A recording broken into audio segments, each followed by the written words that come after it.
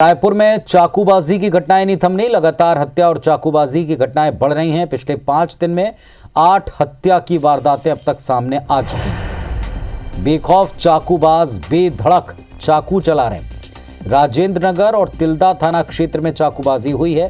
राजेंद्र नगर में निगरानीशुदा बदमाश ने चाकू मारा। तिल्दा में चाकू मारकर एक युवक की हत्या कर दी गई।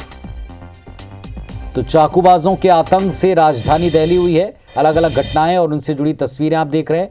ये 6 तस्वीरें हैं। बीते कुछ दिनों में इन 6 वारदातों से पूरी राजधानी में चाकूबाजों को लेकर आतंक है। 4 दिन में 6 कत्ल चाकूबाजों ने किए हैं। अपराधी बेलगाम है। एक बार फिर चाकूबाजों को लेकर आतंक की स्थिति दिखाई पड़ रही है। पुलिस, उसकी गश्त, उसकी व्यवस्था, सब पर सवाल है।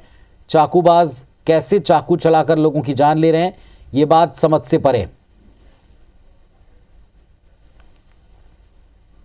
तमाम दावों के बावजूद अपराधी बेलगाम हैं। क्यों ये स्थिति है, ये अब तक समझ से परे। 4 दिन हो गए, 6 कत्ल हो गए, जबकि इस समय गश्त के साथ साथ जगह जगह चेकिंग की बात की जा रही है। ये आज के वारदातें हैं। आज ही की 2 वारदातें देखें, दोनों चाकूबाजी की हैं। निगरानीशुदा बदमाश ने हमला कर दिया। राजेंद्र नगर रायपुर की घटना है। दूसरी चाकू मारकर एक युवक की हत्या करने की दूसरी तस्वीर आप देख रहे हैं। ये तिल्दा थाना क्षेत्र लगता है जहां ये घटना घटी है। भारतीय रुक जा, भारतीय हो क्यों? नहीं भारतीय रुक ना भाई। और संदीप शुक्ला हमारे साथ में जुड़ गए हैं। संदीप, दावे तो बहुत होते हैं, लेकिन त्योहार के समय जहां हम ये मानकर चलते हैं कि पुलिस गश्त के साथ साथ लोगों को रोककर चेकिंग की जा रही है, निगरानी की जा रही है, तब चाकूबाजी की घटनाएं, इतने सारे कत्ल होना, आखिरकार पुलिस व्यवस्था पर सवाल तो उठेंगे।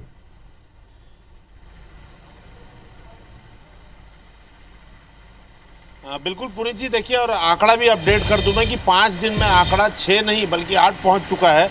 7 लोगों की सीधे तौर पर हत्या हुई है और हिंसा में जो एक व्यक्ति घायल था वो अस्पताल में उसने आज दम तोड़ दिया है।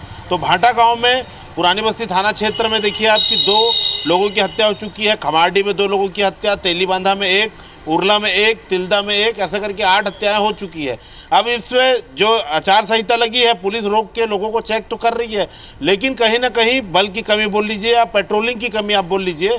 जो मोहल्लों में बड़े बड़े जुआ की फड़ बैठ रही है, खुलेआम जो नशा हो रहा है, उस पर जो हिंसा उपज रही है, उसके कारण ही ज़्यादातर हत्याएँ हुई हैं। भाटा गाँव में आपको बता दें, दिवाली के एक दिन पहले 2 गुट थे, जुआ खेल रहे थे, नशा कर रहे थे, आपस में लड़ाई हुई, चाकू से, बत्ते से, पेचकस से एक दूसरे को मारे। 2 लोगों की मौत हो चुकी है, दोनों पक्ष से 1-1, और 5 लोग हिरासत में हैं जिनसे पूछताछ चल रही है। 5 लोग गिरफ्तार हो चुके हैं। सकरी पे बहुत बड़ा हिंसा हुआ।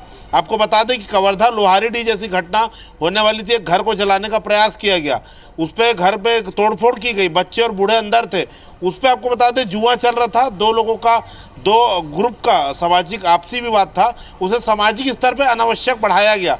नाम दिया गया यादव और सत्तामी समाज का, जबकि ये जुआ और शराबखोरी के कारण हो रहा था।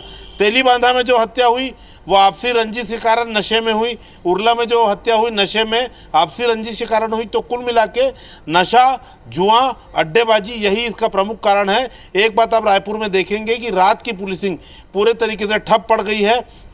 एक समय था कि 10 साढ़े 10 बजे लोगों को, जो लड़के गुट बना के घूमते थे, अड्डाबाजी करते थे, बाकायदा पुलिस उनको भगाती थी, खदेड़ती थी, ज़रूरत पड़ती थी तो उन्हें लाठियों से मारा भी जाता था, हल्का फुल्का बल प्रयोग भी किया जाता था उन्हें खदेड़ने के लिए। तो ये जो पूरी चीज़ें जो है ख़त्म हो चुकी है। रायपुर में देर रात पुलिसिंग लगभग शून्य है, चाहे इसके पीछे राजनीतिक हस्तक्षेप हो या राजनीतिक संरक्षण हो, कोई भी इसका कारण हो, ये जो अपराध बढ़ने का लगातार कारण है।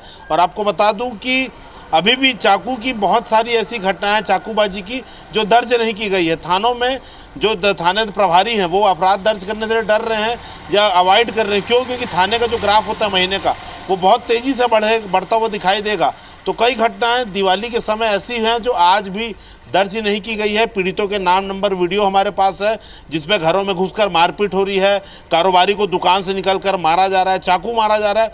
उस पर आप सोचिए FIR दर्ज नहीं हुई है। अब महीना बदला, 2 तारीख हुई, अब शायद अपराध दर्ज होगा, क्योंकि थानों को एक दबाव रहता है कि कम से कम उन्हें क्राइम अपना ग्राफ दिखाना है। तो कुल मिला के पेट्रोलिंग की ज़्यादा ज़रूरत है। जो निगरानी शुदा हैं, जो बाहर बैठ के नशा कर रहे हैं, जुआ खेल रहे हैं, उनको। और एक आपको बड़ा और बता दें कि हमने खुलासा किया था कि राजा बैजड़ नाम का एक आदमी है, हत्या का आरोपी है, उसके साथ 2 लोग और हैं जो पैरोल में छूटे थे, जुलाई में जेल में जाना था उसे वापस, वो आज भी खुला घूम रहा है। हमारी मतलब पुलिस को चलिए, जैसा संदीप आप बता रहे हैं कि इन सारे बिंदुओं पर अगर काम होगा तब कहीं जाकर राजधानी में चाकूबाजों के आतंक पर लगाम कसेगी।